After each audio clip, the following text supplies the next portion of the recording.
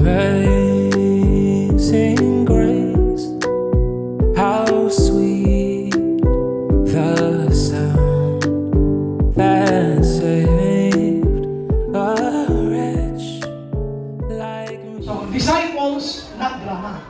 So, ito po yung ating buong isang taon na ating theme. Disciples, not drama. Bakit disciples, not drama? Alam niyo, si Jesus, bago siya umakyat sa langit, bago siya pumunta doon sa kanyang kinalalagyan, ang sabi niya sa mga alagad, nung nagkatipon-tipon sila sa bundok ng Galilee, sabi niya, humayo kayo at ipangaral niyo ang mabuting balita na ako'y muling nabuhay. Sabi niya, at paghayo ko, kayo mga hahayo, tandaan niyo, sasamahan ko kayo. Turuan niyo sila, bautismuhan niyo sila sa pangalan ng Ama, Anak at ng Santo Espiritu, at kung kayo magalala, ako'y kasama ninyo hanggang sa dulo ng sanlibutan. Kung baka ito'y utos ng Panginoon, bakit ako sa muli ng buhay? Kaya may isipin ninyo, sa dami-dami ng iuutos ng Panginoon, bakit yun pa? Ibig sabihin, mahal ka. Kaya nga, may mga tinatawag na last will and testament. Sa dami na pwedeng isulat ng taong mamamatay, bakit binanggit pa yun? Bakit sinabi pa yun? Bakit? Sapagkat alam niya na importante yun pagka siya ay umalis na. Ngayon, umaga, gusto kong galing kayo sa idea na ano ba ang dahilan bakit tayo nabubuhay sa mundo ito? Ano ba yung reason bakit tayo nabubuhay sa mundo ito? Ano ang dahilan ng Panginoon?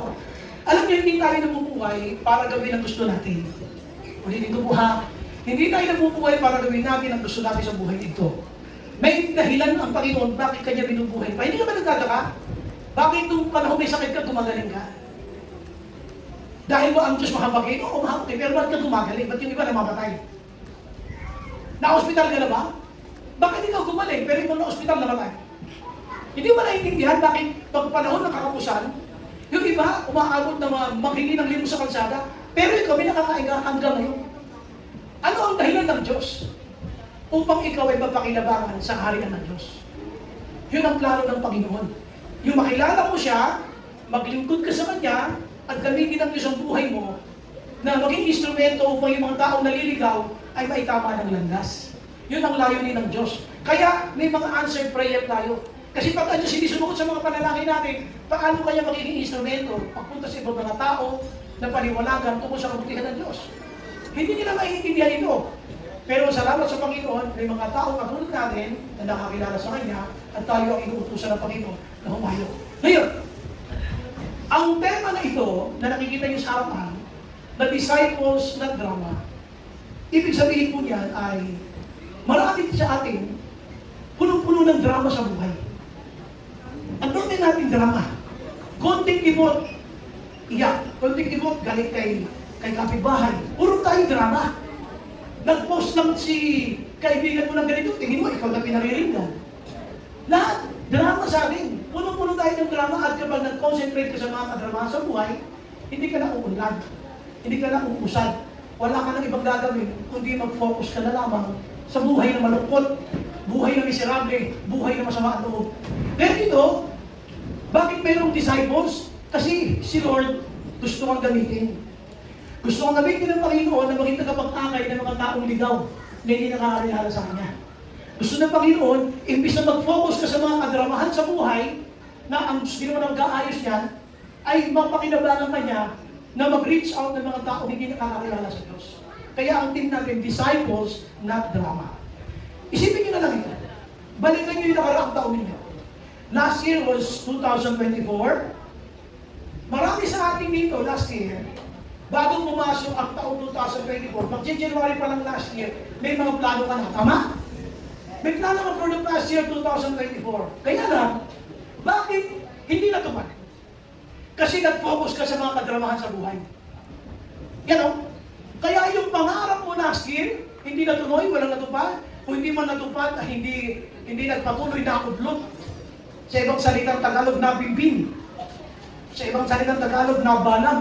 Hindi nagpatuloy. Bakit? Kasi ang dami nating drama sa buhay na doon tayo nag-focus, kaya pati yung pangarap mo ay hindi natupad. Kaya ngayong umaga, sabihin mo sa katabi mo, makinig kang mabuti. Sa kabila naman, sabihin mo, huwag kang hihinga. Okay. So, disciples na drama. Ito po kasi ay kwento tungkol sa isang babaeng 12 taon nang inaagasan. Ibig sabihin, 12 taon na siyang may menstruation. Na hindi humihinto yung kanyang, pardon my word ha, please, pardon my word, yung regla. Tuloy-tuloy yan for 12 years. Kaya yung katawan niya lalo ng hina, yung pero meron siya na ginasa sa mga doktor, ay halos maubos. So Mark chapter 5 verses 25 to 34. So, babasahin natin. Ito sabi ng Bible, para lang maintindihan ninyo na ang ating Panginoong Jesus noong panahon na yan ay kasama yung mga alagad at pagkatapos habang siya naglalakbay, may mga tao na sumunod sa kanya napakadami. At isa sa mga sumusunod sa kanya ay ang babaeng ito na inaagasan ng 12 taon. Basahin natin yung kwento. A large crowd followed and pressed around him. Ibig sabihin, yung pinagkalipunan nila si Jesus, sila ay sumusunod kay Jesus, at samantalang yon, habang ang dami taong sumusunod kay Lord, isa doon. Ito yung meron siyang menstruation ng 12 taon na nagpahina sa katawan ng babaeng ito. Would you imagine? Alam nyo, no offense sa kababaihan, pag si Mrs. tinanong ko siya, pag siya merong monthly period, sabi niya, 3 days, masakit yung puso niya, nahirapan siya. Could you imagine yung hirap nito? Ito, hindi lang 3 days. At lalo, hindi 3 weeks. At hindi rin 3 months o 3 years. This is 12 years. Every day. Bawat tulog, bawat gising, bawat tayo, bawat upo, bawat lakad. She is totally messy.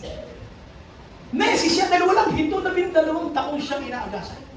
At dito, nung encounter niya si Lord, ito yung gusto kong i-share sa inyo. And a woman was there who had been subject to bleeding for 12 years. She had suffered a great deal under the care of many doctors and had spent all she had, yet instead of getting better, she grew worse.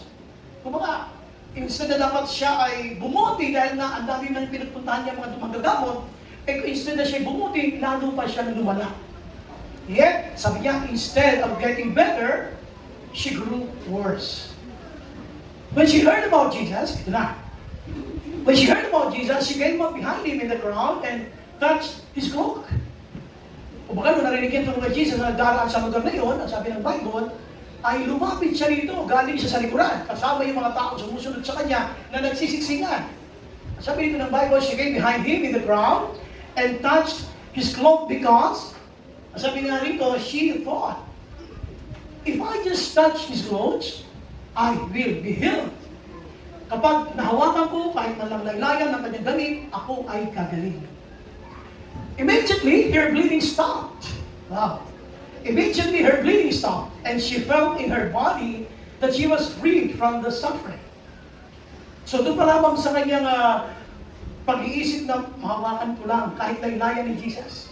Kahit hindi ko na mahipo ang katawan ni Jesus, kahit laylayan lang, ako'y gagaling at nangyari na.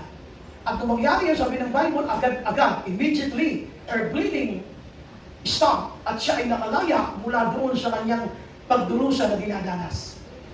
At once Jesus realized that power had gone out from him, he turned around in the crowd and asked, who touched my clothes? Kapag naramdaman ni Jesus, merong kapangyarihan lumabas sa kanya, kaya napalingon siya. Sino humipo sa aking damit? Sabi niya. You see the people crowding against you. His disciples answered, yet you can ask, who touched me? Kita nyo naman pinagkakalipunan kayo ng mga tao, tapos na yun, tatanungin nyo kung sino yung humipo sa inyo. Kumbaga, kasi sabi ng mga disciples, sino sa kanila ang pwede nyo ituro? Eh, dami nang dumidikit sa'yo. But Jesus, take note, but Jesus kept looking around to see who had done it. Ikot siya na ikot, hanap siya ng hanap kung sino yung humipo sa kanya. Then the woman, knowing what had happened to her, came and fell at his feet and trembling with fear.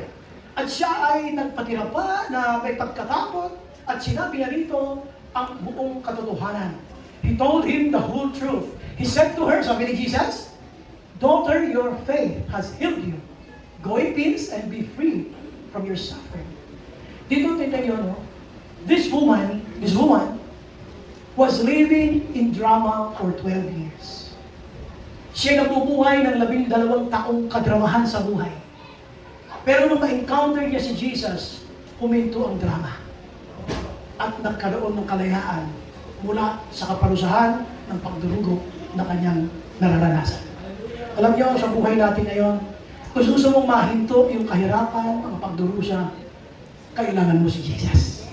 Palakpakan natin ang ating Panginoon. So, udahan mo namin yung ating first main point. So, disciples, not drama. Isipin mo na lang, na yung salitang disciples ay pangarap mo. Bawa, goals, not drama. At tinutukoy kasi ng disciples na drama sa mga Christian na nakakilala na sa Panginoon. Hindi po pwede na nilipas uli ang another year sa kanilang buhay na wala silang nawibing na disciples. Kung ikaw naman ay nandito ka, you are praying for your career, nagpe-pray ka sa iyong negosyo, sa iyong buhay, you are praying for your future, sige, palitan mo, gawin mo ng goals, not drama. Marami tayong mga pangarap. Kaya lang kaya hindi natutupad dahil mas pinapansin natin ang mga drama ng buhay. Naitingnan natin dito. Puntahan natin yung ating first main point.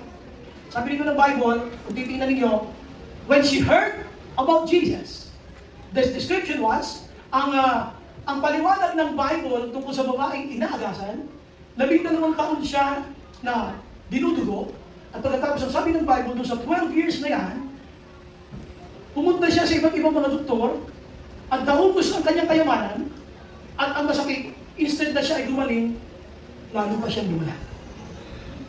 At ang sabi dito ng Bible, dumating yung time, kasama yung mga crowd na sumusunod kay Jesus, narinig niya na itong mga taong ito ay sumusunod kay Jesus. When she heard about Jesus, nung marinig niya tungkol kay Jesus, she came up behind him. Kumbaga, ano kaya ito? Sino ba itong Jesus na ito? Kaya ginawa niya, sumunod siya sa likod. At ang sabi dito ng Bible, she came up behind him in the crowd and touched his cloak. At kanya hinipo yung laylayan ng damit ni Jesus. At ang sabi ng Bible, ang kanyang naiisip at that time, yung kanyang damdamin, ang sabi niya, if I just touch his clothes, mahawakan ko lang kahit laylayan ng kanyang damit, sabi niya, I will be healed. Yun lang ang damdamin niya. Mahawakan ko lang laylayan ng damit ni Jesus, kahit laylayan lang. Alam ko gagaling ako. At nahawakan na niya. Ang sabi ng Bible, immediately, tingnan niyo ha, alam niyo ba bakit binanggit siya immediately?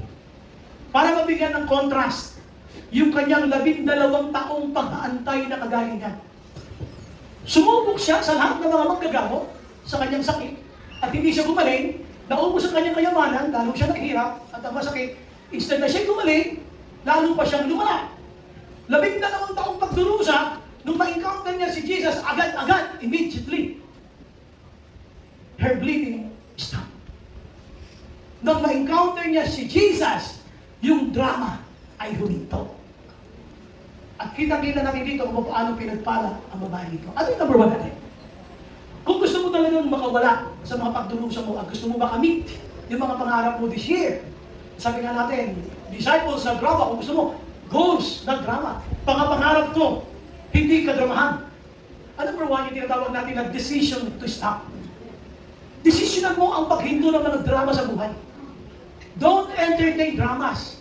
Alam nyo, subukan nyo makinig sa kadramahan ng kapitbahay mo. Siya na-depress, mamaya aalis siya. Iiwanan kanya pati ikaw depress. Sinalo mo ang lahat ng kanyang sama na loob sa buhay. Sinalo mo ang lahat ng kanyang mga frustration sa buhay. Lahat ng kanyang galit sa mundo, sinalo mo lahat, pinakinggan mo lahat. Kaya ba't huli pati ikaw, galit ka na rin. Pati ikaw, yung pusa ninyong kay bait-bait, tumitilapon, dahil pag dumaan sa harap mo. Why? Sabi mo ng pusa, bakit? Bakit ako? Nakausap mo na gamit bahay natin, ba't ako? Ano ko sinima? Ano ko sanana? Dito gusto ko ipakita sa inyo, you have to decide to stop the drama. Tingnan nyo ha? Nung una, narinig niya lang to. When she heard about Jesus, alam ko meron silang Jesus na binabanggit dito sa born again na yan eh. Alam mo yung anak ko, meron binabanggit dyan na yung Jesus daw dyan, nagpapagaling eh. Alam mo yung kapitbahay ko, may binabanggit na merong Jesus na nagpapagaling eh. Ayaw ko naman kasi nahihiya ako eh. Kaya habang nahihiya ka, patuloy ang paghihirap mo sa buhay. Patuloy ang pagkadramahan mo sa buhay. Kasi ayaw mo lumapit kay Jesus eh. Nahihiya ka sa kapitbahay mo na masasabi nag-born again ka din. Nahihiya ka sa mga tropa mo na ikaw ay umatin sa isang church. Sige, mahiya ka na mahiya at magpatuloy ka sa miserableng buhay. Hindi mo alam na pag lumapit ka kay Jesus, yung 12 taon mong pag-aantay at pagdurusa ay pwedeng solusyonan agad-agad ng ating Panginoong Jesus. Would you imagine, sabi ng Bible, when she heard about Jesus, nang marinig niya, naisip niya, grabe, sobrang nahirap po, ubus na lahat. Sometimes they want Jesus or they come to Jesus as the last resort. Pag wala ka nang magagawa, wala na nagpapakutang sa'yo, wala nang maghatid tayo sa'yo sa ospital, pati ang barangay, napagod na sa'yo, kapatay ng sasakyan. Wala na! Hindi wala na magagawin mo. Hanggang saan iiyak ka na lang, Lord, anong gagawin ko? Doon ka lang totoong lalapit kay Lord. Dito ang gusto kong pakita sa inyo, alam mo na, narinig mo, sa kapitbahay mo, sa pamangkin mo, sa anak mo na merong Jesus na Diyos na kaya mag-ayos ang problema mo. Napanood mo na sa YouTube, kung sino-sino mga speaker nakita mo sa Facebook na nagpapatunay na ang Diyos natin ay totoo, ayaw mo pa rin, nire-reject mo. Tiis-tiis ka pa rin. Tiis-tiis ka pa rin ang mga kagalabahan sa buhay na hindi mo alam na anong lumalala. Pero tingnan niyo itong babae ito. Nung ubos na ang lahat, at lumapit siya kay Jesus, immediately, her bleeding stopped. Alam niyo, ang tagal ka nang inaantay ni Lord. Napakatagal ka nang inaantay ni Lord na bumalik sa Kanya. Alam mo, si Lord lang ang kaya mag-ayos ang problema mo. Wala nang iba. Ang gusto ni Lord, lumapit ka sa Kanya. Yung matagal mo nang dinidilis 12 taon. Hindi ka ba napapago doon? Siya pagod na. I hate this kind of life. Ayoko ng buhay na to. I hate this. Kaya anong ginawa niya? To put an end to the suffering, He came to Jesus. And the Bible says, immediately her bleeding stopped. Mali bang desisyonan mo na ihinto ang kadramahan sa buhay? Mali bang magdesisyon kang ihinto ang drama sa buhay? Hindi yan hihinto. Because what you allow in your life are the things that you really want. Hanggat pinapayagan mo yan sa buhay mo, ibig sabihin gusto mo yan. Hindi ko ba napagod nun? Kung ikaw yung babae yun, matutulog ka na duguan? Gigising ka sa madaling araw kasi magsisiyan ka, duguan? Pag-gising mo sa umaga, duguan ka pa rin? Sa tanghali, duguan, paano ka nang binuguan? Messi, siya napagod, ayoko na ganitong buhay, unless you're tired. Unless you're tired, hanggang sinasabi mong, Lord, pagod na ako ng ganitong buhay, ayoko na maghirap na to. Unless pagod ka na, hindi ka na lapit kay Jesus. Pero gusto mo maayos yan, lapit ka kay Lord. And the bleeding will stop. Palapakan natin Panginoon. Sabi dito ng Bible, desisyonan mo. Alam niyo, sino rito yung mga nag-alaga na ng baby? Pwede anak mo, pamangkin mo, lalaga ng baby. Kadalasan, pag ang baby ay umiyak, anong dahilan? Okay, bukod sa gutom. Pero yung gutom, ayaw mo isipin gutom yun kasi alam mo, ayaw yung pakainin yun eh. Ano bang isang dahilan, bakit ang baby umiyak?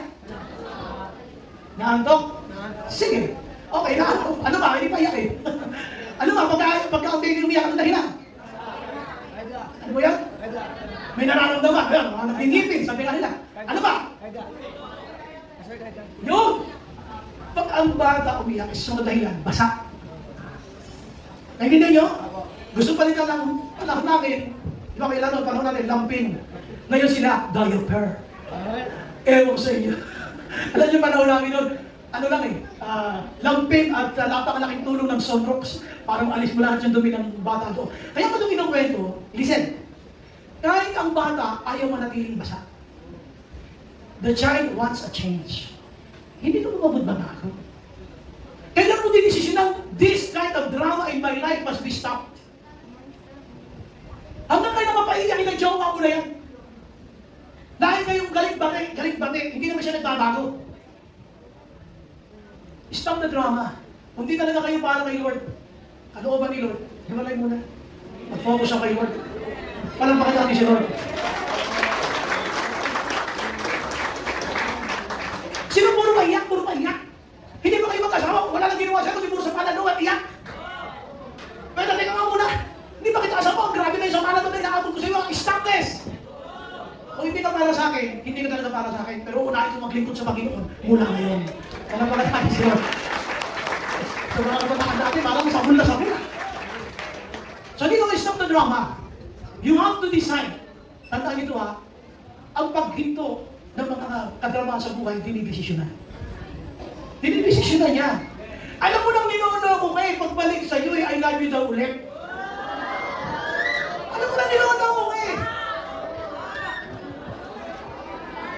Patunay. Tingnan niyo yung kanyang mga secret conversation. Mahal ka daw. Pag wala ka, ipapachat. Nung sasabihin niya, I love you. Nung nahuli mo, I'm sorry. Ganun lang yun. Alam niyo, desisyonan mo na yan. Desisyonan mo na. Stop the drama in your life. Puntahan natin itong pangyayari ito sa babae ito. Paano ba siya gumaling? Paano huminto yung drama? Let's go to the next slide. Yan. Pakita niyo sa verse 27, when she heard about Jesus, she came up behind him in the crowd and touched his cloak. Ibig sabihin, kinig mo buti ha, paano niya dinesisyonan? Nung marinig niya si Jesus na nagpapagaling, na sinusundan ng maraming mga tao, pinili niya, pinipili ang desisyon sa buhay. Baka papayag na iba ang magdidikta sa'yo. She chose it. Paano niya pinili? When she heard about Jesus, nung marinig niya, nanatili ba siyang nasa likod lang? She came up behind him. Kahit nanghihina ang kanyang katawang pisikal na dinudugo ng 12 taon, nakikipagbalyahan, nakikipagsiksikan, marating ko lang si Jesus. Ganun din naman sa opisina. Kung meron kang pangarap, nakahanda ka makipagbalyahan sa buhay na ito. Ready ka? Kahit nahirapan ka. Meron siyang ginawa kasi pinili niya. Nung pinili niya, paano niya pinili? Sabi niya, mahawakan ko lamang yung laylayan. At nahawakan niya. Doon ito yung drama. Ano pa? Tingnan niyo ha? She came up behind him. Nung sinabi she came up behind him, siya tumayo at sumunod. Galing siya sa likod. Alam niyo, kayo yung babaeng yun, baka hindi ka na tumayo kasi napatakot ka na.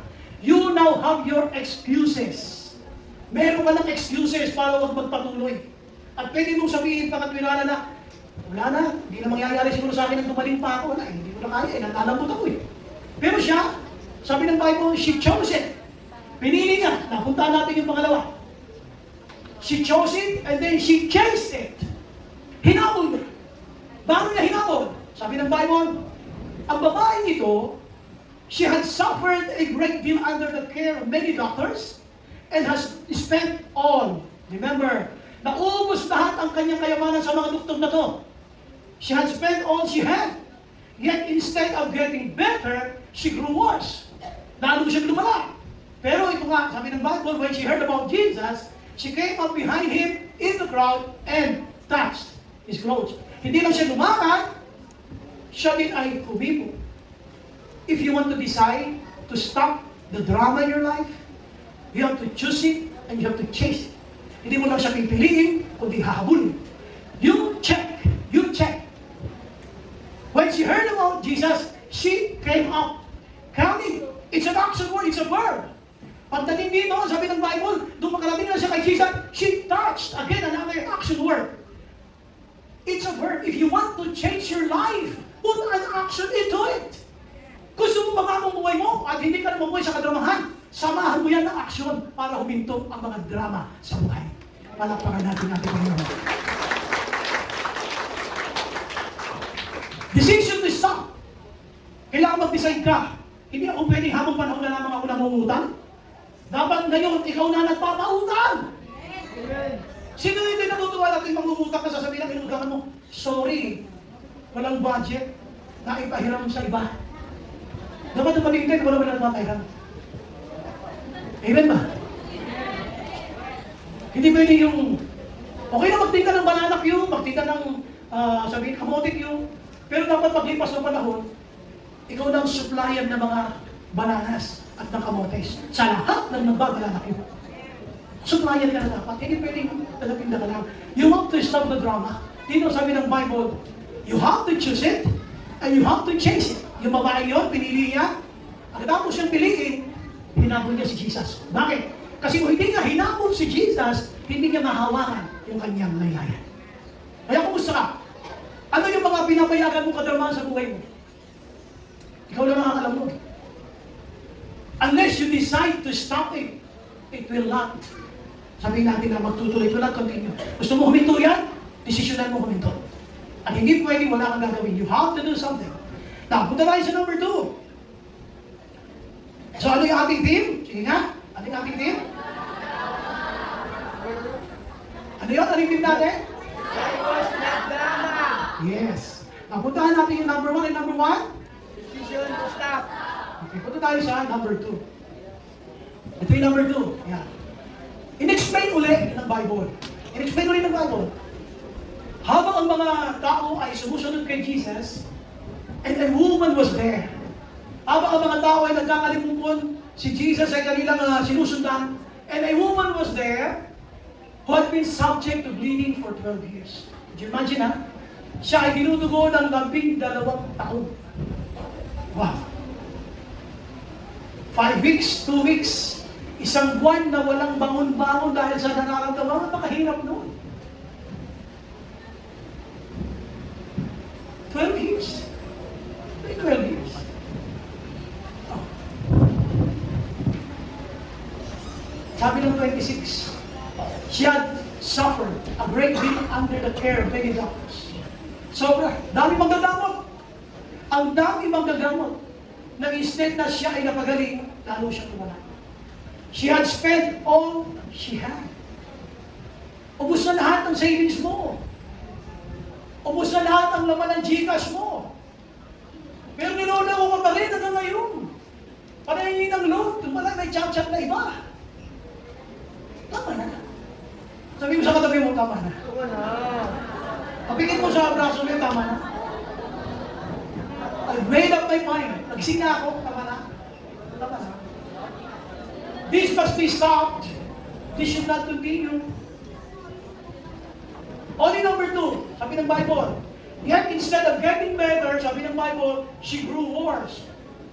Sabi ng Bible, when she heard about Jesus, she came up, hey, listen.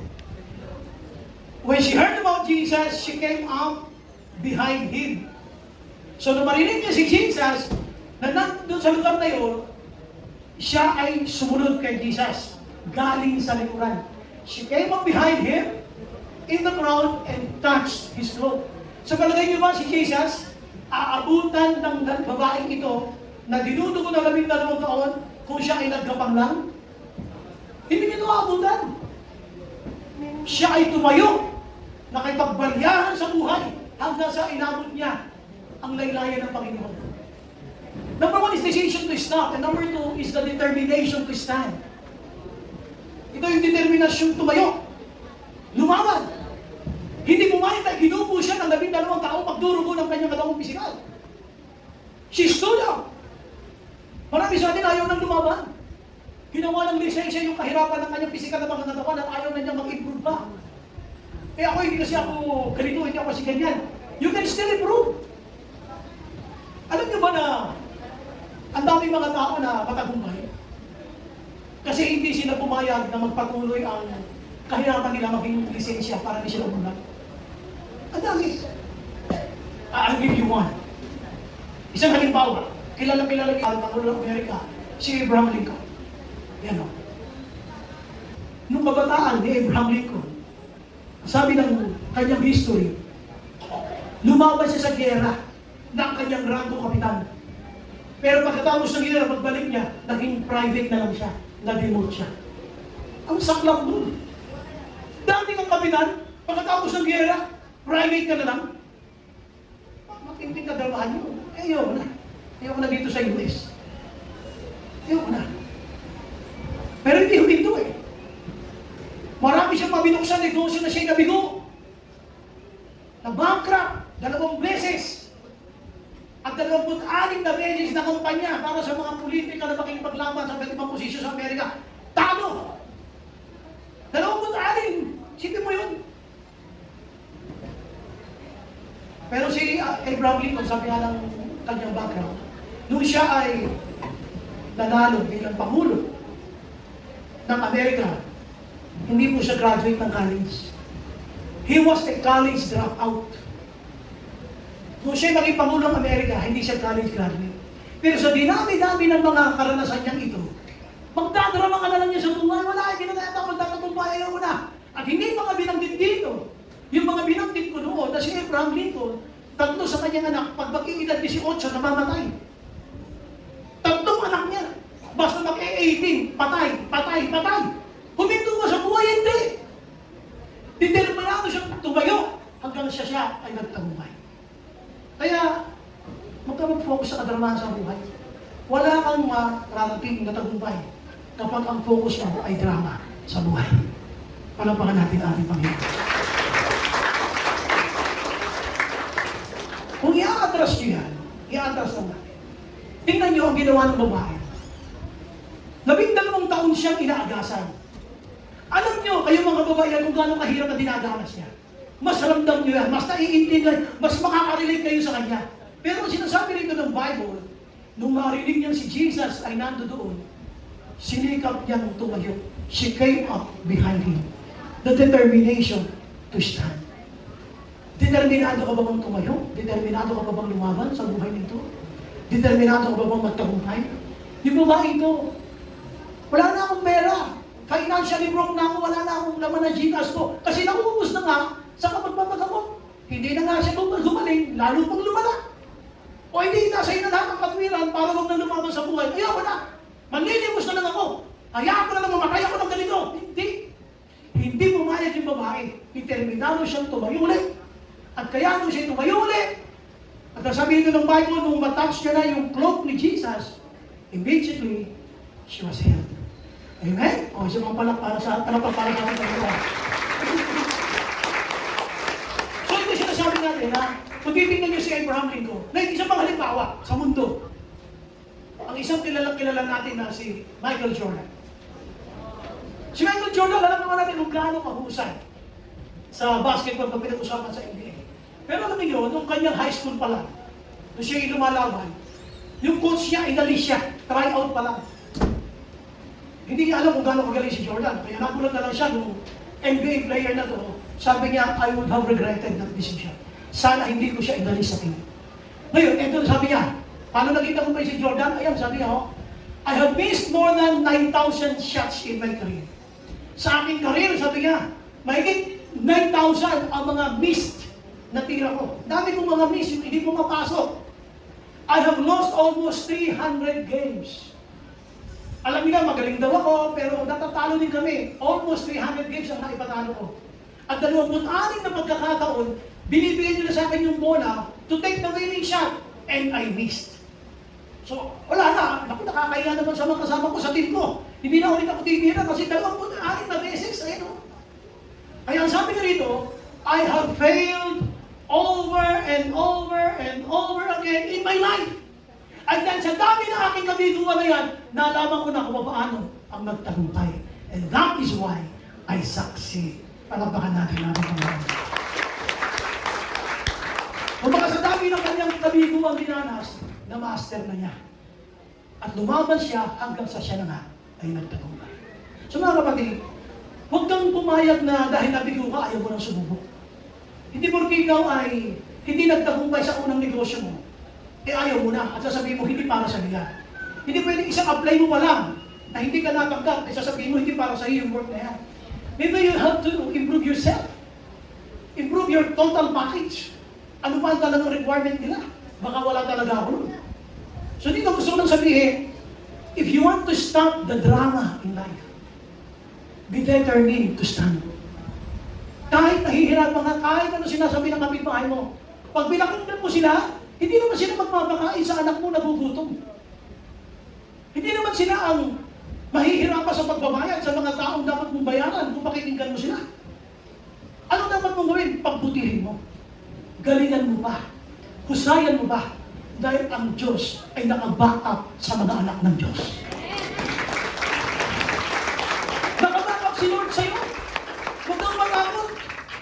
Be determined to stand. Kahit nahihirapan, laban. Amen. So, puntahan natin yung pangatlo. So, let's go to the third main point. So, dito sabi ng Bible, ang babaeng ito na inaagasan ay nalaman nga niya na nandoon si Jesus, pinangarap niya. Sabi niya, mahawakan ko lamang ang laylayan ni Jesus na kanyang damit, ay tiyak, nagagaling ako. Ngayon, sabi nito ng Bible, nung hinawakan nga niya, gumaling siya. Ngayon, ito yung kasunod.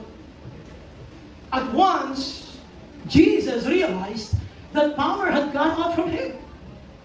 Baka nalaman niya, merong kapangyarihan lumabas sa akin. Sino yun? Yung kapangyarihan ng pagpapagaling, naramdaman niya, ayan o. He turned around, ikot-ikot siya, at hinanap niya kung sino ang humipo sa kanya. At nagtanong na siya sa kanyang mga naman, sabi niya, who touched my clothes? Ang sagot sa kanya ay, you see the people crowding against you, his disciple answered, and yet, you can ask who touched you? Nakita niyo naman na halos nagkakalimupunan silang kasusunod sa iyo at binubunggo kayo ng lahat, tapos nakitatanong niyo pa yan kung sino ang humipo sa iyo. Siyempre, paano natin magalang kasi ang dami nga nila? Yung sinasabi ng mga disciples. But Jesus kept looking around to see who had done it. Bakit? Hindi siya makapayag. Alam niya, may kapangyarihan. Lumabas sa akin ang kapangyarihan na magpapagaling. Sino yun? Alam niyo, hindi nakakalusot kay Lord yun. Lahat ng answered prayer na nirelease ng Diyos sa bawat isa atin, markado kay Lord yun. Lahat. Akala mo lang yung, di ba sabi nga lang, pag umaga, pag-iisip mo, anong ginagawa mo pag-iisip mo sa umaga? Sige nga, anong ginagawa mo pag-iisip mo sa umaga? Kunyari, nagtututbrush ka. O di ba kape agad? Huy! Kunyari, nagtututbrush ka, pero totoo yan, kape agad. At pagka kape, ano susunod? Sisiya. Wala, sisiya. Pero nangyayari yung pag-iisip, sa totoo lang alam nyo, kung nasubukan nyo na magkasakit, yung seryosong sakit, maka-appreciate nyo yung nagising ka pa kinabukasan. Ako may ipagtatapat ako sa inyo, ha? Hoy, all eyes, all ears. Noong panahon ng pandemic, nagkaroon ako ng hemorrhoid. Hemorrhoid, external hemorrhoid, yung almoranas. Noong nagkaroon ako ng almoranas, napakahirap, alam niyo kung bakit? Kumikurot siya sa gabi. Yung ibang mga dati nagka-almoranas, kunyari hindi kayo nakakarinig.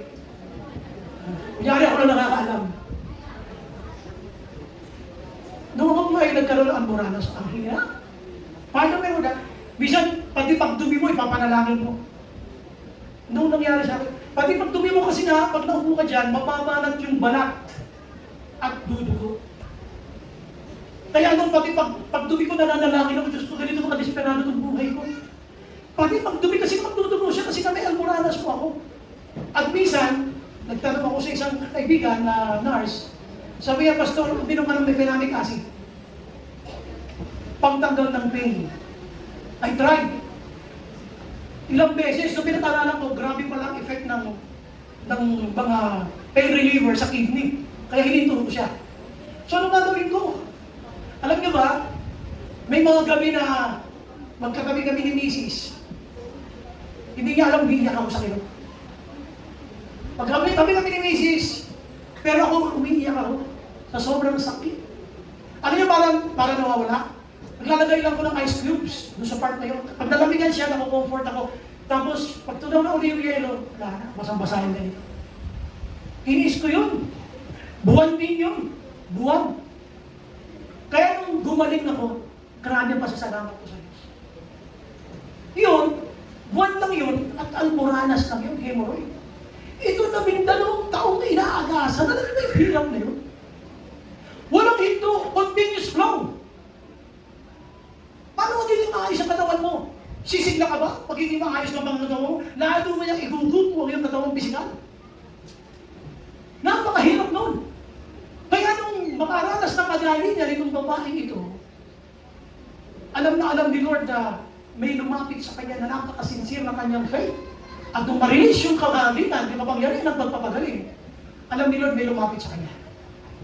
Ang gusto ko sa kanya dito, alam niyo, ang sabi kasi ni Lord dyan, dito sa part na to, wala pa yung sagot ni Jesus. Paglipat natin sa isang slide, makikita niyo pa paano sumagot si Jesus. Pero bibigay ko muna yung pangatlong main point. Ang pangatlong main point natin ay yung declaration to start. Ito yung pagdideclare mo ng palibagong simula. Kapag pinagaling ka na ng Panginoon, that will be the time you can say, Lord, thank you. I will be restarting anew. Lord, I will refresh my life. Thank you, Lord, for healing my life. Lord, magpapaumpisa ako ngayon ng panibago. Kaya ito, alam niyo ba bakit ito sinabi ng Bible? Punta tayo sa next slide, ha? Bakit sinabi ni Lord na, Daughter, your faith has healed you. Go in peace and be freed from your suffering. Balikan natin dito. Then the woman, nung alam ni Jesus na mayroong humawak talaga sa kanya at hindi siya makakalusot, ang sabi niya dito, nung babae, grabe, hindi pala ako lusot. Lumapit siya kay Lord. Ano lumapit niya? Tingnan niyo ha, patayin natin. Then the woman, knowing what had happened to her, anong ginawa niya? Came and fell at his feet. Nagpatira pa. Ang term nga ng ibang salita ng Tagalog niyan, ibinalimag niya yung katawan niya sa harapan ni Jesus. Wala na siyang pakialam sa kanyang voice. Basta ibinalibag niya yung katawan niya kay Jesus, mapunta naman sa kanyang pakanan. At ang sabi dito ng Bible, siya ay nangangatal na may pagkatakot, trembling with fear. She told Jesus the whole truth. Ano yung whole truth? Ako po yung isa sa mga humawak sa inyo na nakaranas ng kagalingan. Ano ba yung whole truth? Ang whole truth, kasama doon yung kanyang karanasan. Lord, alam niyo ba, 12 taon na akong pagod na gusto kong makaranas ng kagalingan. Lord, 12 years na po akong inaagasan, pagod na po ako. Ayoko po na ganitong buhay. I hate this life. That's why I wanted to stop this. But thank God because with you, ako po ay gumaling. Ito yung sinasabi yung whole truth. Ano? Nakaranas siya ng kagalingan yung babae because she told Jesus the whole truth. When you come to God, don't lie. When you come to God, don't pretend. Pag lumapit ka sa Panginoon, sabihin mo yung totoong sakit mo. Sabihin mo yung totoong problema mo. Huwag kang mag-pretend na parang okay ka, pero hindi ka talaga okay. She told Jesus the whole truth. When you come to the Lord, mamaya, kasi I will encourage you to come to the Lord. Tell Jesus the whole truth. Are you tired with your life? Lord, pagod na ako sa finances namin. Lagi na lang kanikatos. Are you tired? Be honest. Tell Jesus the whole truth. Lord, napansin ko, umaga pa lang, malungkot na ako. Miserable, parang wala na akong pangarap sa buhay na ito, Lord. Wala akong sigla, wala na akong gana. Sa kanilang lahat, galit ako. Hindi ko maramdaman yung tunay na kahulugan ng buhay na ito. Tell Jesus the whole truth. Sabihin mo kay Jesus ang buong katotohanan. Huwag ka mag-pretend na okay ka when you're not. Kasi alam ni Jesus. Alam ni Jesus kung nagsasabi ka ng totoo. At nang sinabi niya yung whole truth, observe the response of Jesus. Jesus said to her, Daughter, your faith has healed you. Go in peace and be free from your suffering. Pag-usapan natin yung go in peace. Bakit siya walang kapayapaan? Siyempre, sino mo mapapayapa doon sa sakit niya? 12 taon siyang ninaagasan at pagkatapos, sabi nga ng Bible, every time na siya ay magigising, 12 years, siya ay tumuhan. Ang gusto kong pansinin nyo rito, pagdating sa kultura ng mga Hudyo, we go to the culture of the Jews. Alam niyo ba kung gaano katagal yung 12 years? Ang tagal mo nang tinitiis yan. Kaya sabi ka dyan, go in peace, pwede ka nang mag-asawa. Yung 12 years yan ay hindi 12 years old, kundi 12 years ang kanyang tinitiis. Hindi siya pwede makapag-asawa sapagkat sa kultura ng mga Hudyo, ang isang babaeng mayroong menstruation ay tinuturing na unclean, marumi. Kahit nga kayo mag-asawa, kapag ikaw ay yung lalaki, hindi mo, kahit hipuin mo lang ang misis mo, pati ikaw ay tuturing na marumi. May boyfriend ka, nahipo ka ng panahon na ikaw ay mayroong monthly period, pati yung boyfriend ay tuturing na marumi. Ay di lalo na pati pag-aasawa, ngayon magaling ka na. Go in peace. Pwede ka na mag-asawa. See? Nagkaroon siya ngayon ng kapayapaan. Hindi lang yun. Sabi dito ng Bible, nakalaya ka mula sa iyong pagdurusa. Kaya isipin niyo mabuti. It's a new start. Mamaya papurihin niyo, sabihin niyo sa sarili niyo, new start. Pwede bang sabay-sabay natin sabihin, new start. New start. Ilakas niyo naman, new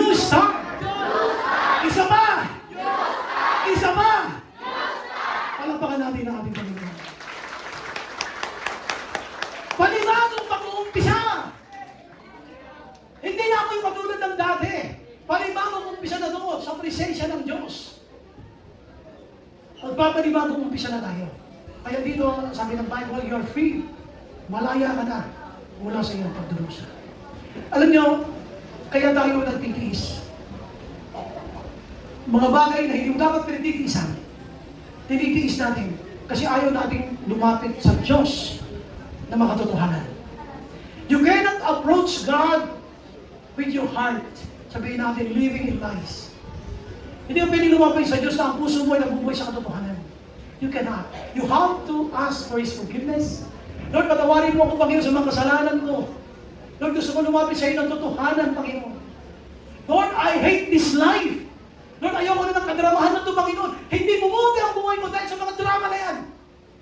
Na ano bang naharangan ang aming pag-angat sa buhay dahil pinagpapansin ko yung mga drama sa buhay. Noong nabubuhay ka pa, mula kanina, na hindi ka pa umaatin sa church, mula kanina, patras. Observan mo ha, kung nung nabubuhay ka mula kanina, patras, kung ang buhay mo sa mamamagitan ng mga diskarte mo sa buhay ay okay, bakit hanggang ngayon ganyan ka pa rin? The reason kaya ganyan ka pa rin kasi hindi mo pa nararanasan yung maximum favor ng Diyos.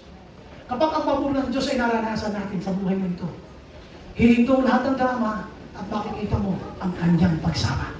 Palakpakan natin natin sa mga. So today, you have to declare, this is a new start. Sama-sama nating didesisyonan, tama na ang drama ito. As we go on this life, live with confidence, kasama mo si Lord sa buhay na ito. Tandaan nyo, walang nag-focus sa drama sa buhay na gumanda ang buhay. We can always learn from experiences, but do not dwell from those experiences. You cannot dwell. You cannot dwell. Hindi ka pwedeng manirahan to eh. Because you are moving forward. You are inviting heavy burdens today. Kung uusad ka na dala-dala mo ang mga drama sa buhay. Focus on what Jesus can do. Subukan mong ito ang naging paningin sa kung ano ang magagawa ng Panginoon sa buhay mo. At makikita mo kung paano in-innocent sa iyong buhay at sa iyong pamilya. So ngayon, ang aking pakiusap, stop the drama. Tama na yung drama. Alam niyo ba, ito hindi ko alam kung kayo ay against kay Trump o kayo ay pro kay Trump. Pero grabe ang mga desisyon niya para ayusin ang kanilang bansa. America first. America muna. Why? Eh, dami na naman na sinalihan ako sa mga organisasyon. Instead na tulungan sila ng mga organisasyon ito, naging problema pa nila sa kanilang bansa. Hindi palayasin mo kayo dito. Kaya, yung sa border ng Mexico, nag-uunahan ang mga Mexicans palabas. Dahil nagkukulong sila, pagdating dito sa deadline, na sila ay nasa loob pa, at sila ay undocumented aliens. Ang sabi ni Trump, America first. Alam niyo, gusto ko sabihin ngayon, parang ito drama mo, Jesus first. Palakpakan natin. Let us conclude this message. I-conclude po natin ang mensahe.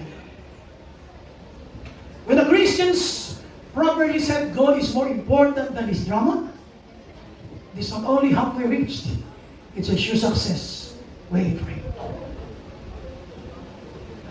So ulitin ko na when a Christian's properly set goal is more important than his drama, it is not only halfway reached, it's a sure success waiting for him.